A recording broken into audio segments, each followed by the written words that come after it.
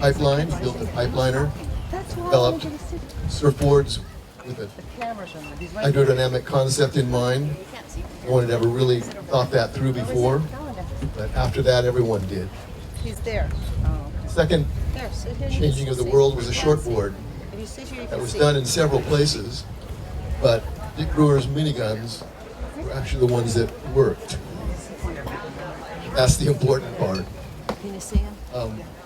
Throughout the entire surfing experience, Dick Brewer has been a seminal figure in making surfboards that changed performance from big wave surfing in Waimea to tube riding at pipeline to, at the end, his third contribution to change the world was the tow-in board. Nearly 3 or 4 generations after the first boards that he made that changed the world. So he was the first and probably the foremost shaper in the world.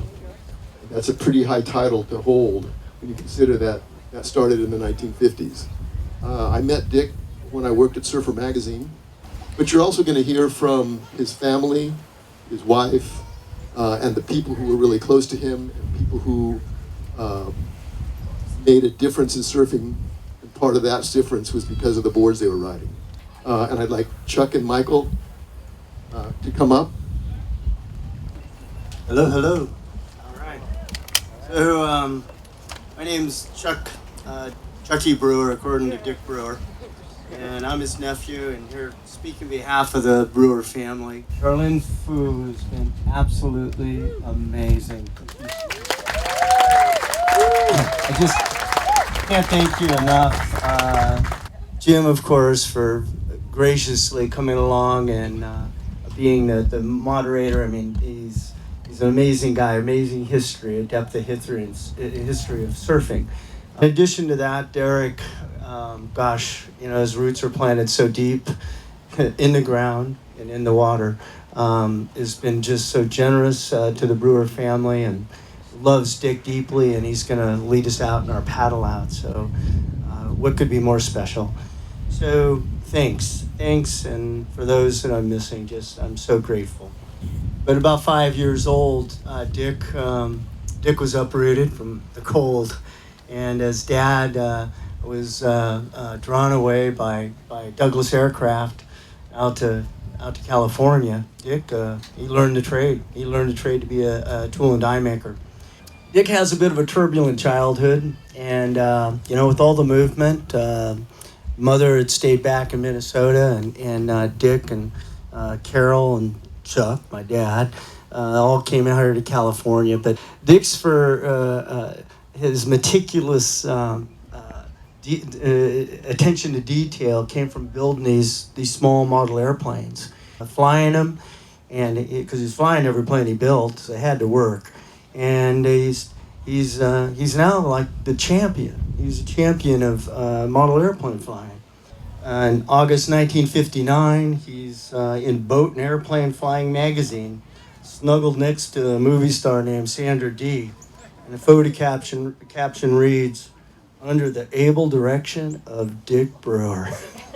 So Richard, as Al affectionately calls him, his fascination with airplanes and machines, fast cars. But my first ever street legal car I bought from Dick Brewer, I think it was a 58 Chevy that he had tuned up and souped up. It was a blue station wagon, Blue right? Chevy station wagon, 1958.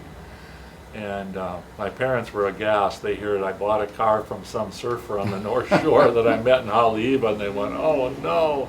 Dick divided his life between working, because Charlie wasn't letting him off the hook, studying, surfing, and learning to shape. And his quick wit and just raw intelligence. Anybody that knows Dick knew how bright he was. So, but what happened was he came to Hawaii, and it just the gravity of big waves cut short his college education.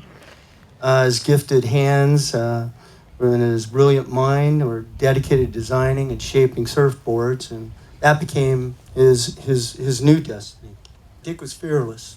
He loved to go fast. Loved fast cars, motorcycles, and especially fast surfboards. The day that Buffalo came along and said, "Hey, Hallie, build me one," that was the day that his surfboard Hawaii Guns became the go-to board for everybody that just loves surfing here in Hawaii. And in '61, he opens a shop here on the North Shore, Surfboards Hawaii, of course. And soon he's running first professional surf contest here on the North Shore. Dick Metz drafts him, and he's recruited by Hobie. About 1965, you guys all remember that great ad of Buzzy Trent and Dick in the shaping room. So, and then a few years later, he moves on. He's with Harbor. Soon after that, with Bing.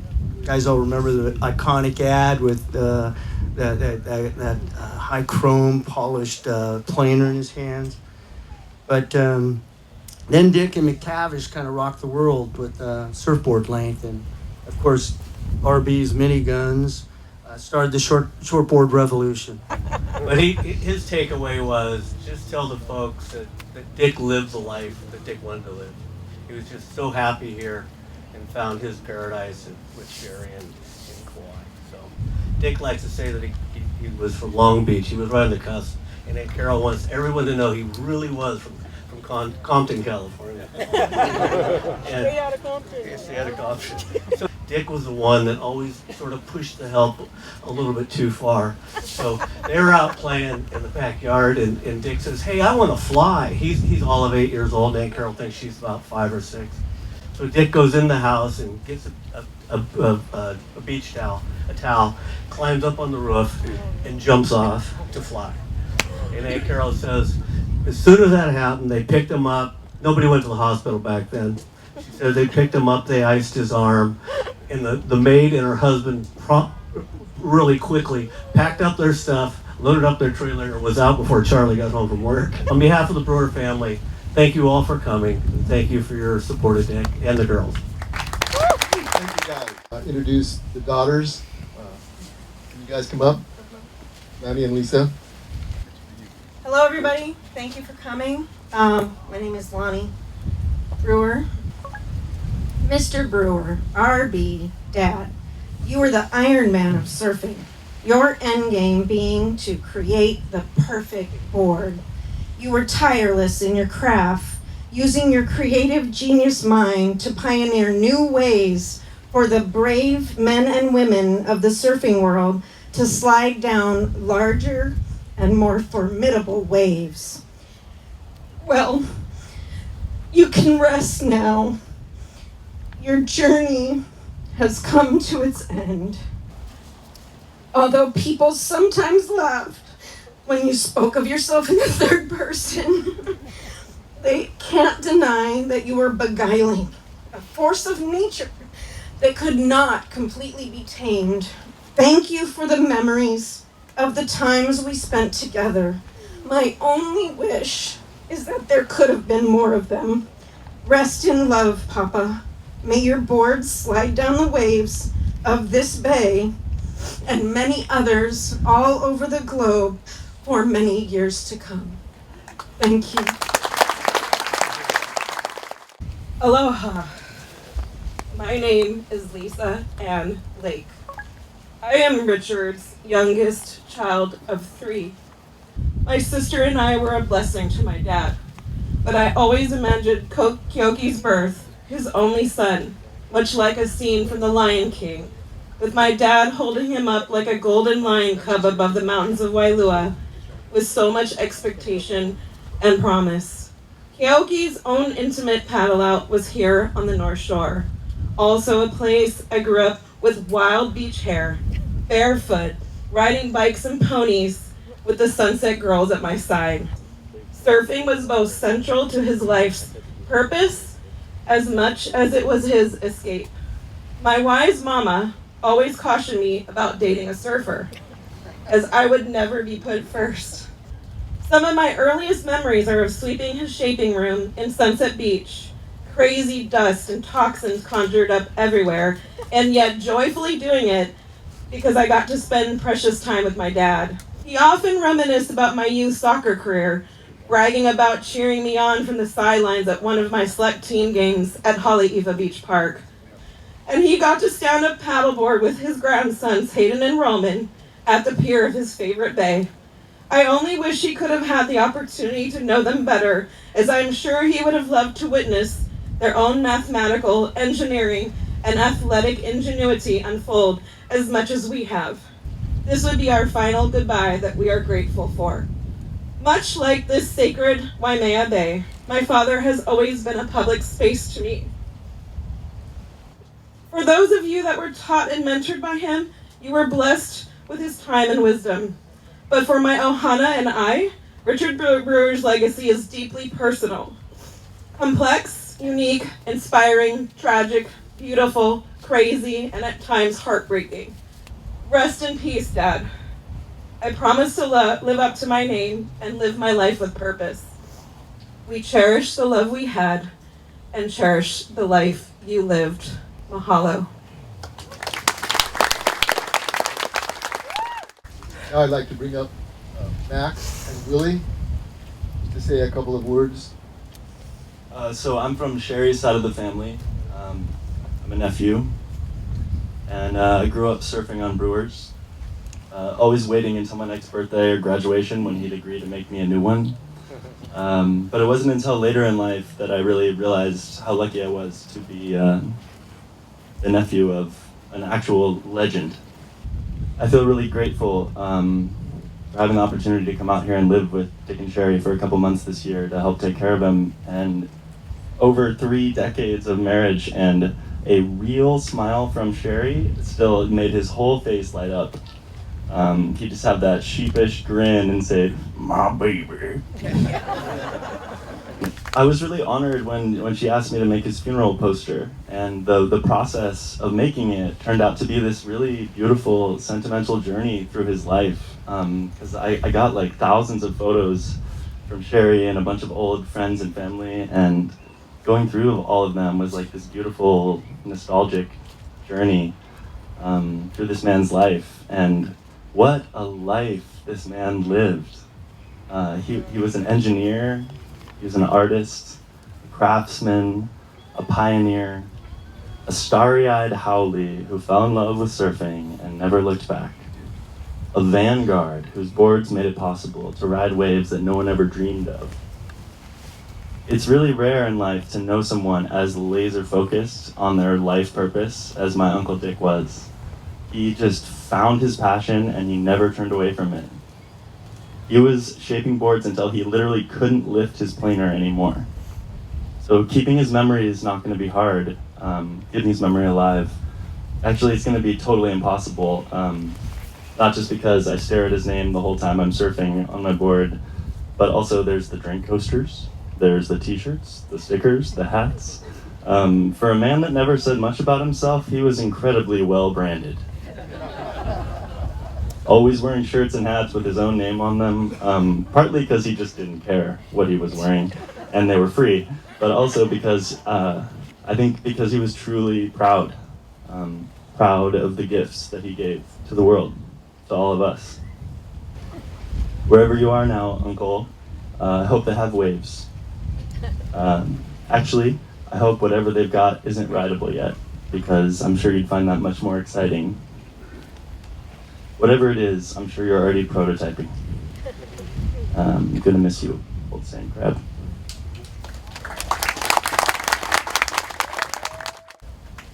I'm Willie, I'm Sherry's brother. And when I met Dick was probably after he and Gerry, close to when they got married. I met him a few times, very vaguely. Dick was not a real talker. You could sit there with him all day and he wouldn't say much at all unless you and I'd always tell my sister, I don't think he likes me, he doesn't talk to me. I did get to spend quite a bit of time with him, many years back, and I had no idea what a genius he was. I grew up surfing, and Gator and Bane were my 2 favorite boards. I had no idea that Dick had anything to do with Bane at that time. And I just thought of him as this great surfboard shaper, but what I found out later, when you actually got a conversation going with Dick, he was an engineer at heart, and he'd always talk to me about the aerodynamics of surfing, and I'm like, what is that? He was very much in love with Sherry, and I think Sherry was his stone, that kept him grounded. He'd been bouncing around a lot, and I think when they moved to Kauai, they had a beautiful life. He would do just anything in the world for Sherry. He loved life. He loved the surfing world. He loved the ocean. And I want to thank all of you for showing up today. He is a legend, will continue to be a legend. And we just have to keep living with his legend. Thank you. Anyway, thank you. Thank you. I'm going to bring someone up right now to make a couple of announcements, but really the reason I'm bringing them up is because they need a big thank you. She is a woman who professes to not know much about surfing, but she was Mark Poo's sister, and a wonderful, wonderful lady who's put this together. So, Charlene, please come up.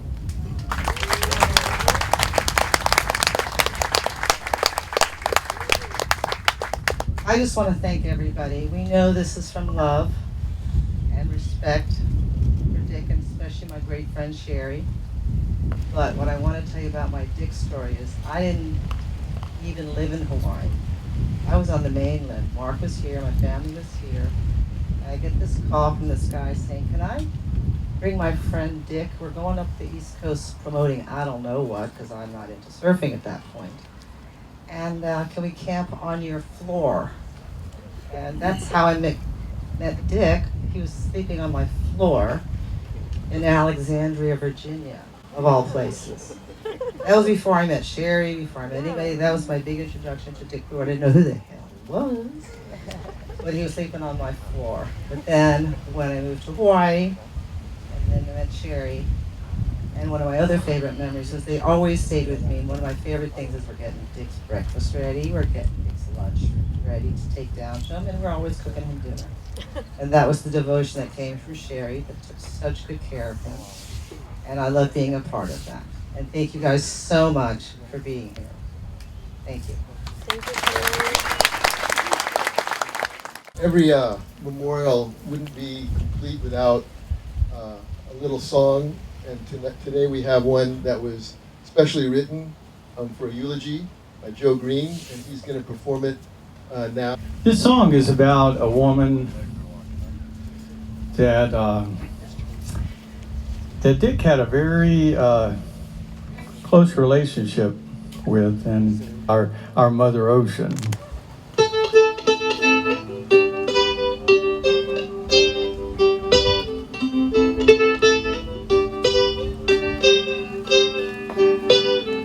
She's calling me, guess I'll slide away. Got to feel her touch most every day. She's warm and she's wild, calls me her child. I warm to her touch. She's my Mother Ocean. How I love her. And often she rages. She's my Mother Ocean. My Mother Ocean. My Mother Ocean. How I love her.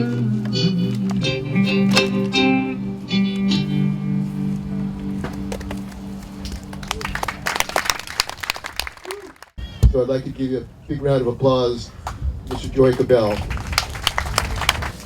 Well, hello to be here with this great group of some of the best surfer shapers on the North Shore. I am very, very honored. Mahalo. Okay, I knew Dick first of all in California before he came to Hawaii. I saw him at Makaha and Sunset in the very early days. And we became friends. He was surfing, I was surfing. He was a goofy foot. Somehow he was always in the front of me as a goofy foot, and that was all right. I taught him the idea of coming to Kauai, and that's why he moved to Kauai. And the story is history from that point on. The shaping and the shaping rooms and all the connections he has with everybody. It was really a pleasure to be part of knowing this wonderful, wonderful person. Quiet, but yet he had so much to give, and it's pretty obvious. You can look around this park here and you can see all the creations that Dick Brewer left behind. Anyway, I just want to thank you. I know the time is limited, and I'm honored to be here, and thank you very much. Mahalo.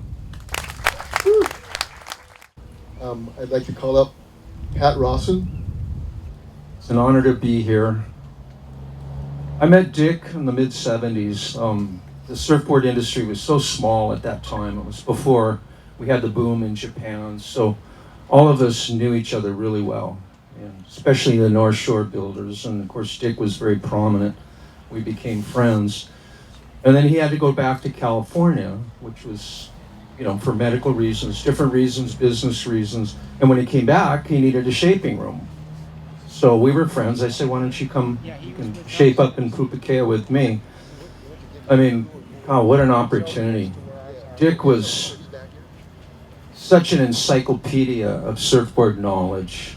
We all know what he's done, his contributions, all those things, but I had the best opportunity in my life, and I asked a lot of really good questions. I didn't waste any time, and he gave me some great answers.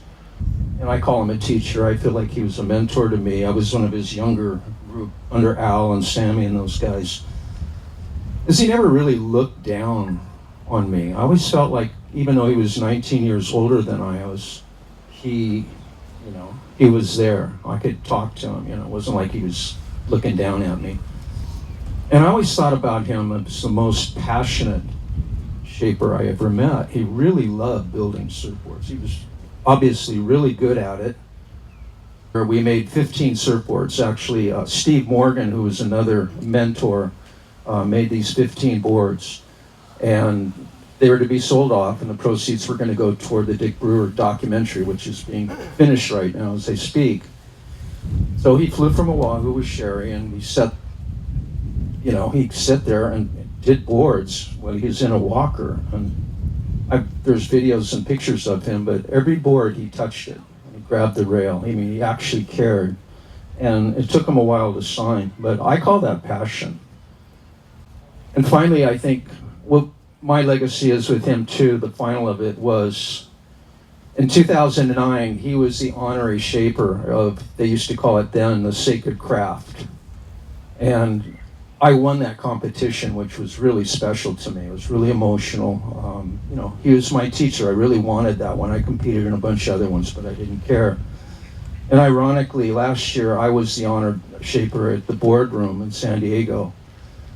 And Dick and Gerry flew over and came there to honor me, but also it was Dick's really his last public appearance. And I remember sitting with him up in the stand. We were looking aboard and stuff. It was actually Alan Sarlo's gun. And I just thanked him, and he looked over at me. I said, I wouldn't even be up on this honor if it hadn't been for my experience with you. So I just wanted to say that. I'm going to miss him a lot.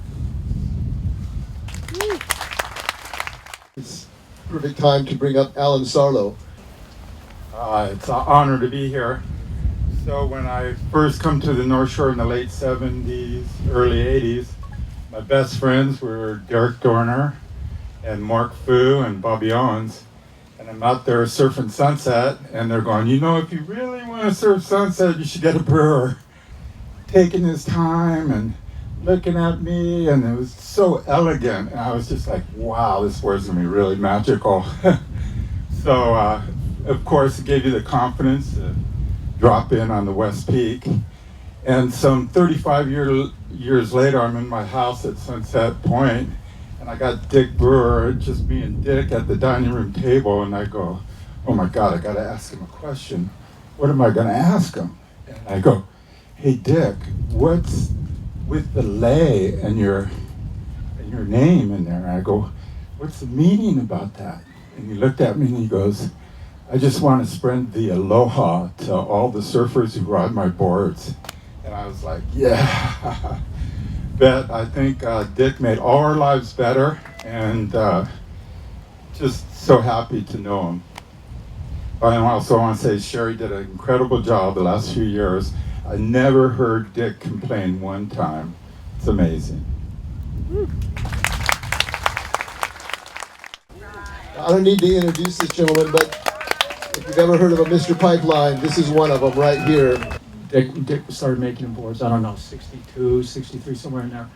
But I remember Dick made him a brand new red board, not a gunny shape, but kind of a fast long board, and double 10-ounce glass rack in those days. And so Dick tells Butch to come get the board, and Butch comes into the shop. This is when the shop was across from McDonald's in Haleiwa. And it's a brand new, highly glossed red board. Butch takes a look at it and he goes, "You got a hacksaw?" So he takes the hacksaw and he just scratches the heck out of the Dick. Now it'll hold wax. And the glassers and both the glassers go, no. So he was an older father type figure to us, and Kiki Spangler was one of the older guys from town because he was old enough to drive.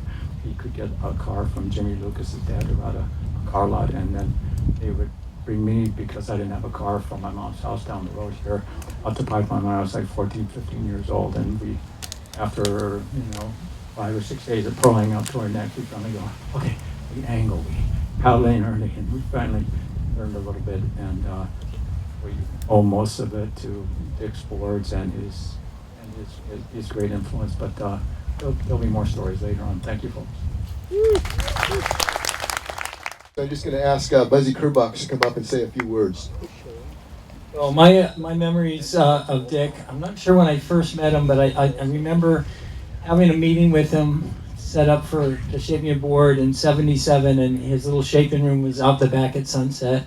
And I got there, right on time and knocked on the door. And he was late, but he finally showed up, and we went in. And I said, I want a 6'6". I'm going to South Africa, and I want to ride this place, Jeffreys Bay.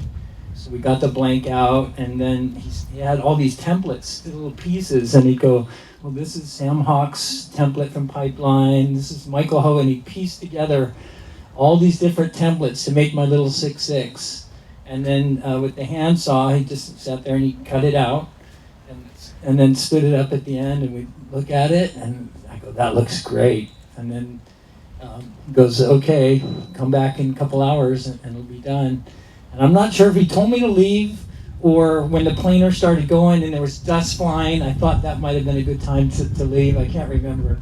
But when I came back, it was like I didn't tell him how to make the board. I just told him what I wanted to do. And that information went into his brain, and out came the perfect board. And unfortunately, it didn't get ready to test until it was ready the day before my trip to South Africa. So I took that board all the way to South Africa, got it to Jeffreys Bay, and I hoped it worked. And I got on one of those beautiful waves at Jeffreys Bay, and the board just worked like a dream. And Dick was just a master. Other guys would tell him how to shape it. I just told him what I wanted to do. He put that in and create the perfect board. And I've been riding Dick Brewer's intermittently throughout my life, and he's just you'll be missed by me and many people. Thank you. Mr. Jack Reeves probably knows Dick Brewer as well as anybody who worked with him in the shaping room. So, Okay. There you go. Oh, there you go. Yeah. Anyway, I wow. Yeah, we can hear you. Okay. So I met Dicker in the early '70s. Gary Chapman came from the East Coast. At Country Surfboards, and we got along well, and I started working for him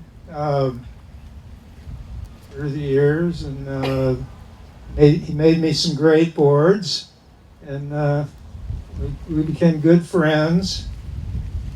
And gosh, can I say? I mean, he was a great shaper. I love the guy, you know. The time's gone by, and yeah, I really miss him. I really miss him. Aloha, Dick. Ask Gerry Linden to come up and say a few words. Gerry. What an incredible honor to be here and talking in front of all of you with all your wonderful stories about one of the greatest men I ever met. And I just want to say that he changed the surfing world, but he changed my life too. Greatest opportunity in my whole life was getting to work shape for Brewer surfboards and work with the Brewer shaping team. It was Sam Hawk and Al Chapman and Dick Brewer, and I've been shaping for about 10 years, and I got the opportunity to manage the factory. And I said I'd do it, but only if I could shape too. I thought I was ready, you know, and so I jumped in with the Lions and took advantage of it, and it just gave me the springboard, the self-confidence to have a career, and I'll be forever grateful. And every gun I shape, I think about him, because to me, my greatest memory was him loaning me his personal board to surf Waimea my first time, and it was a Cadillac. It was just such a beautiful board, and it worked so good, and it just inspired me to chase a long dream of riding some big waves, and that's how I would like Dick to be remembered. He touched every one of us that's still alive in the surfing world. Every time we go surfing, we're riding one of his designs, and thank you very much. This is Mr. Jim Yarborough. Well, I don't know what to say. Hell yeah! But it's been a great journey. He was a great coach, mentor, teacher, shaping partner, and my best friend. But anyway, I had a great journey with him. Almost 40 years. I was his helper. That was my role. So that's what I'll continue to do. Aloha. You sent in some eulogies, and Jack would like to read one from Mr. Jeff Hackman. Dick had no boundaries when it came to vision. He was open to anything. That was his strength and what made him great. Dick was responsible for me getting started in big waves on the North Shore, and also for my contest success. I'm gonna miss you, Dick. Our talks together about design, our time covered in the foam dust, and our laughter reminiscing, and our stories. You are the best. For another day. In Oceanside, where's Gerry? Over there. Thanks for letting us use your shop, Gerry. But this board surfed Jaws, Mavericks, Todos, Waimea, all the outer reefs, and Makaha.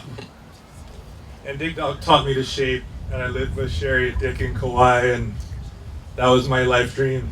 So I wrote him letters starting in high school, and then when I was about 30, he said I could come over and learn to shape. And he never brought it up, but we shaped a couple hundred boards. And then at the airport in Lahui, when I was leaving, he said, "Remember those letters you wrote in high school? I still have them." And I think a lot of people here have boards like this, that they have a lot of magic. And I love you, Dick. Okay, everybody. This is Double D for all you people out there paddling, swimming. I'll bring it with me. Here's where they're going. They're going in Follow us. That would be easy. Less wind, so you could probably catch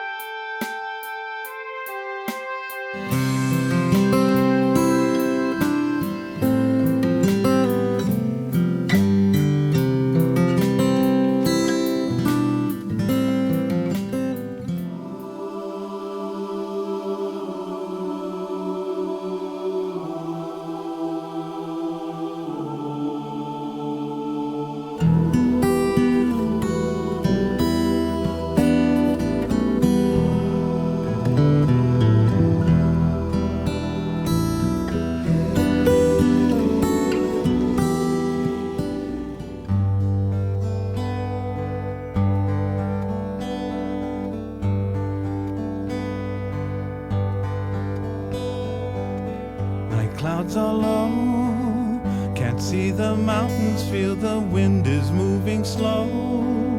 The stage before a breeze begins, it's time for rain. Time to feed the plants and trees, the sky will cry. Her tears will bring life to the sea.